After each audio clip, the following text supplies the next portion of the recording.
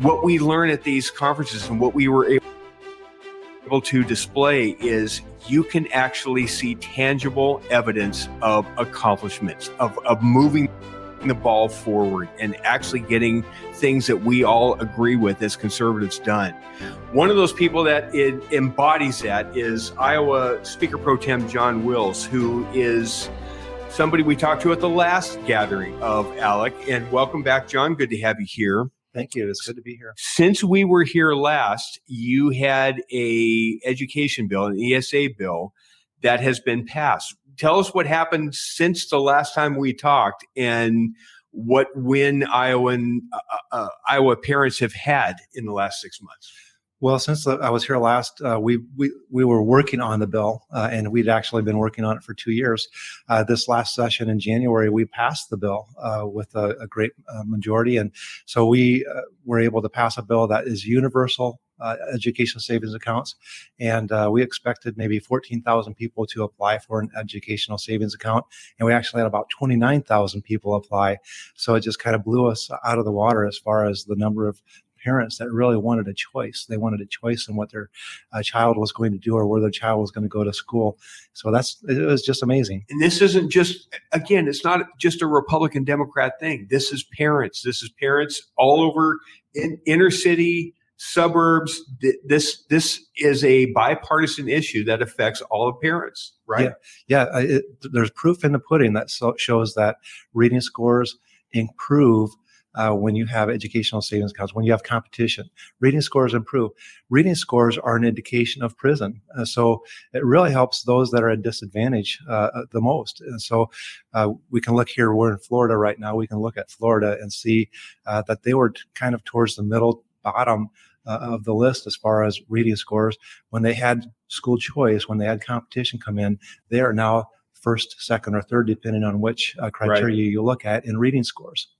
Was it harder as time went on to get this bill finally passed and over the finish line, or did you feel like there was kind of a critical mass it was gaining because the movement of education reform is kind of sweeping the country and its time was finally here? Yeah, I think his time is finally here. I think, you had one ESA done about 2 years ago, one last year, and then we were the first this year, but then all of a sudden a slew of educational savings account bills were across the nation. And so I think it was critical mass. Lee.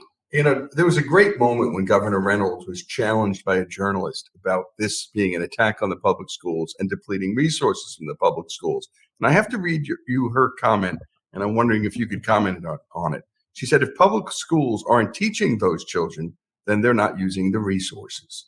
And so it's not that they're punishing, it's the parents who are choosing, not the legislators, the parents are. Right. Talk about that.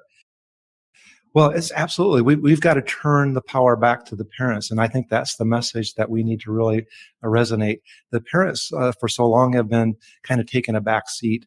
And I think they're just actually somewhat ceding power to the schools. And so now we've got this revolution where parents are saying, hey, we want that power back. We want to be in control of our children's education. And so I think that's kind of what the governor is talking about, is that we need to really look at that. And how much money are we talking about? How does the mechanism work? How does this ESA work in Iowa? Right. So we have something called state supplemental allowance in the state. For each child, they receive about $7,600 per child for education. So what we're doing is we're taking that $7,600, instead of sending it to the school of the zip code where that child lives, we're sending it to the school of the parent's choice. And so I think that's the key. So we're making the money follow the child, not having the money follow the institution. So simple. So simple. Yeah. So what else has been on the docket as far as the Iowa legislature since the last time we talked? We just talked about education, but what about like taxes or other issues? What's been the biggest win since the last time we talked? Well, since last time we talked, we cut our taxes in half. This last session, we passed property tax reform, which was the biggest property tax reform cut that we have had in the state of Iowa in history. Next year, we're going to do more with property taxes because it's the most hated tax in the state. Nobody likes property taxes because you write that check out in person in the assessor's office. But the next thing we're going to do is we're going to cut income taxes again. I don't know where we're going to go. We have to see what we can afford, but we're going to do some more tax cuts. Are you trying to aim to phase it out, or what's? That would be my goal. I'd say if we could get rid of income tax altogether and be a more of a consumption tax based economy, that's a more stable economy. Look at Florida; they've got no income tax. They're looking around, the roads and everything is spectacular here. Do you have what's the population of Iowa looking like right now? How many people are moving into the state? Is tax policy a draw there, or what's the current demographic? Part of our tax cut that we did last year, we exempted all retirement income. And so what we were seeing a lot of our retirees were moving to Florida, Arizona, Texas, where they don't have an income tax. Right. Well, now we're going to keep those people. And so they may still visit and may still go to Florida, Texas, and Arizona, but they're going to stay residents of the state of Iowa. I think that's an indicator of what could happen with everyone. We've got a lot of people that, a lot of kids. I hear a lot of kids say, listen, I would stay in Iowa, but it costs so much to live here. And so if we can reduce that cost, we'd be able to keep our kids. And so that's one of the things I mentioned earlier that when we were talking, that I've got a few things left that I want to do, but I want to stop the brain drain in the state of Iowa. I want to keep our kids at home. I want to and bring them back too. The ones that have left, I want to bring them back because we've got great things in Iowa. One of those things will be the corporate tax because that will attract more corporations, more jobs, keep the brains in state. What are you doing on the corporate tax side?